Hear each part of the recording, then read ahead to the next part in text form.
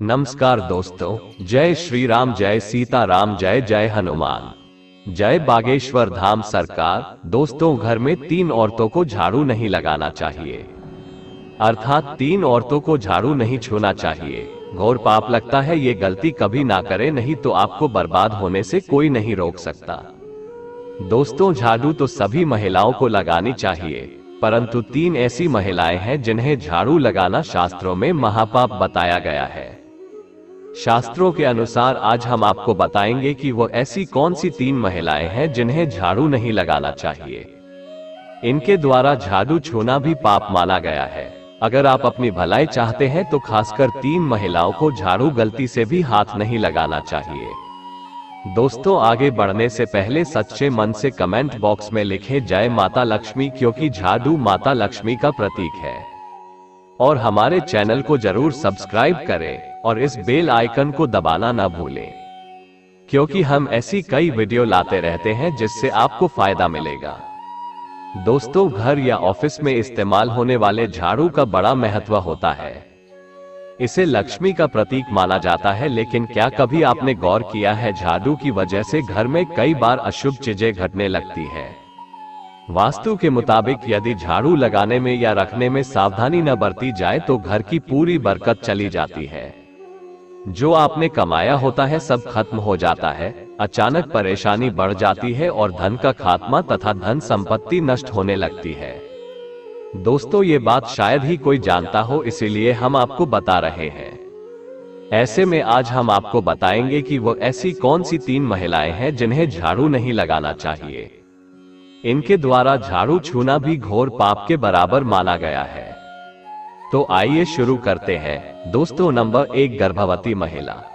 शास्त्रों के अनुसार बताया जाता है कि किसी भी गर्भवती महिला को झाड़ू नहीं छूना चाहिए, अर्थात झाड़ू घर में नहीं लगानी चाहिए। माना जाता है कि इससे न सिर्फ होने वाली संतान को कष्ट मिलते हैं, अपितु शिशु को जन्म देने वाली महिला को भी घोर पाप लगता है। यानी गर्भवती द्वारा झाड़ू छूने पर उस महिला को कई गुना पीड़ा भोगनी पड़ती है और उसके घर में धन की हानि होने लगती है और ग्रहों का दुष्प्रभाव पड़ने लगता है। आयुर्वेद के अनुसार कहा जाता है कि गर्भवती महिला को ऐसे समय में झाड़ू पोछा नहीं लगाना चाहिए। आयुर्वेद का मानना है कि ऐसे समय में योगा आसन करना उचित माना गया है, क्योंकि झाड़ू लगाने पर शरीर में काफी प्रेशर पड़ता है, जिसके कारण होने वाला शिशु कई कष्टों को झेलता है। वहीं गरुड़ पुराण में बताया जाता है कि जब कोई गर्भवती महिला शिशु को 9 महीने पेट में रखती है तो उसका दर्जा कई गुना बढ़ जाता है। ऐसी स्त्री के चरण छूने पर व्यक्ति स्वर्ग को पा लेता है। परंतु जो महिला गर्भवती अवस्था में अगर झाड़ू लगाती है या छूती है तो वह कष्ट के समान है। अगर कोई दूसरा व्यक्ति इनसे ऐसी अवस्था में झाड़ू लगवाता है या कोई भी काम करवाता है तो उसे घोर पाप लगता है। कम से कम इस समय आराम करें, योगासन करें। योगा करने से संतान फलीभूत होती है और बुद्धिमानी भी। दोस्तों, नंबर 2, बीमार व्यक्ति। शास्त्रों के अनुसार बीमार व्यक्ति को कभी कोई काम नहीं करना चाहिए, उसे आराम करना चाहिए। ऐसे में बात जब झाड़ू लगाने की हो तो किसी भी महिला को इस समय झाड़ू नहीं छूना चाहिए। ऐसी अवस्था में झाड़ू लगाना और छूना पाप माना गया है। इससे उल्टा बीमार व्यक्ति को पाप लग जाता है और घर में दरिद्रता और बीमारियां आने लगती है। इसलिए भूल से भी बीमार व्यक्ति झाड़ू ना लगाएं, क्योंकि झाड़ू को लगाने के लिए पर्याप्त ऊर्जा की जरूरत पड़ती है। ऐसे में बीमार व्यक्ति को झाड़ू नहीं लगाना चाहिए। झाड़ू तभी ही लगाएं जब आप शारीरिक रूप से संपन्न हो। माना जाता है कि जब कोई बीमार व्यक्ति झाड़ू लगाता है तब घर में धन की हानि होती है, धन संपत्ति धीरे धीरे नष्ट होने लगती है, क्योंकि ऐसे में बीमार व्यक्ति और कई गुना बीमार हो जाता है, जिसके कारण धन की हानि हो जाती है। इसीलिए आराम करें और कामकाज किसी और से करवाएं। दोस्तों, नंबर 3, मासिक धर्म में। इस तरह की मानसिक पीड़ा एक ऐसा दर्द है जो शायद ही कोई जानता हो।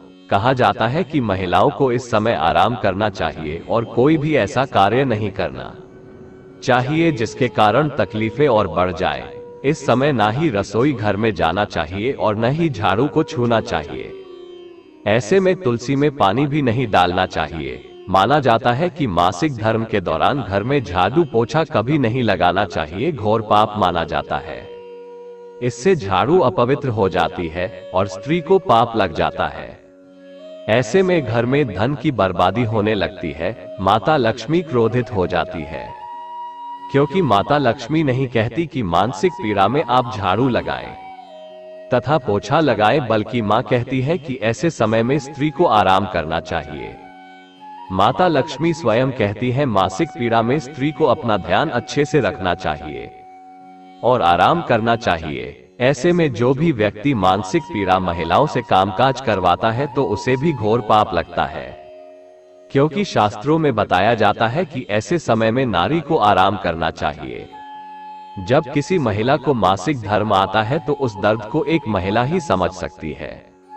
गरुड़ पुराण में कहा जाता है कि मासिक धर्म में ईश्वर की प्रतिमा भी नहीं छूना चाहिए। अगर आपका इस दिन व्रत है तो आप व्रत का पालन वैसे ही करें जैसे कि आप बाकी दिनों में करते आ रहे हैं।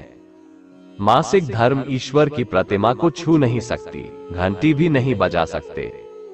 ऐसे में आप कथा सुन सकते हैं, ईश्वर की प्रार्थना कर सकते हैं, परंतु ईश्वर की प्रतिमा को गलती से भी मत छूना। आप घर में किसी और से पूजा पाठ करवा सकते हैं और आप व्रत रख सकते हैं। शास्त्रों में एक और प्रावधान है कि जो भी व्यक्ति मानसिक पीड़ा महिला की सेवा करता है तो वह व्यक्ति माता लक्ष्मी की कृपा पाता है।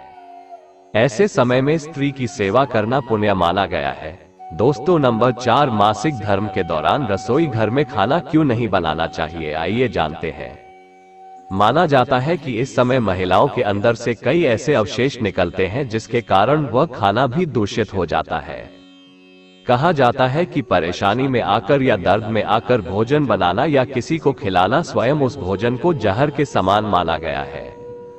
गरुड़ पुराण में बताया जाता है कि किसी बीमार को भोजन नहीं बनाना चाहिए, क्योंकि वह व्यक्ति उस वक्त बीमार होता है। ऐसे में उसके बुरे अवशेष खाने में जाएंगे और आप बीमार पड़ सकते हैं। इसीलिए कहा जाता है जब किसी महिला को मासिक धर्म आता हो तो उसे रसोई घर में नहीं जाना चाहिए, खाना भी नहीं बनाना चाहिए, नहीं तो ऐसा खाना दूषित तथा जहरीला बताया गया है, क्योंकि इस समय महिला एक रूप से स्वस्थ नहीं होती। अगर आपको बुखार है, सरदर्द है या खांसी जुकाम भी है तभी आप रसोई घर में खाना न बनाएं। ऐसा खाना भी दोषी बताया गया है। इस समय आपको विश्राम करना चाहिए। दोस्तों, नंबर 5, मासिक धर्म के दौरान पति पत्नी को ऐसे समय में दूरियां बनाकर रहना चाहिए। इस समय पत्नी के साथ संभोग करना तथा उन्हें परेशान करना घोर पाप के बराबर माना गया है। इससे आपके नरक के दरवाजे खोल सकते हैं। आपका अगला जन्म किसी जानवर के रूप में हो सकता है। शास्त्रों में कहा जाता है कि इस समय जो भी पुरुष किसी महिला के साथ संभोग करता है या उसे परेशान करता है तो उसे नरक में जाना पड़ता है। साथ ही उसका अगला जन्म किसी जानवर के रूप में हो सकता है, क्योंकि उस समय महिला शारीरिक रूप से स्वस्थ नहीं होती। वो इस समय कई ऐसे दुखों को तथा कष्टों को झेल रही होती है जिसका आप अंदाजा भी नहीं लगा सकते। मासिक धर्म का दर्द स्त्री को झंझोड़ कर रख देता है। ईश्वर स्वयं कहता है जब कोई नारी मासिक धर्म का पालन कर रही हो तो उसे कष्ट नहीं देना चाहिए, बल्कि उसे आराम करना चाहिए और उनकी सेवा करनी चाहिए। इसीलिए कहा जाता है कि मासिक धर्म के दौरान महिला को ऐसा कोई भी कार्य नहीं करना चाहिए जिससे कि उनकी पीड़ा और बढ़ जाए। ऐसे में आप आराम ही करें और शरीर को साफ रखें। दोस्तों, क्या मासिक धर्म के दौरान शिशु को स्तनपान कराया जा सकता है?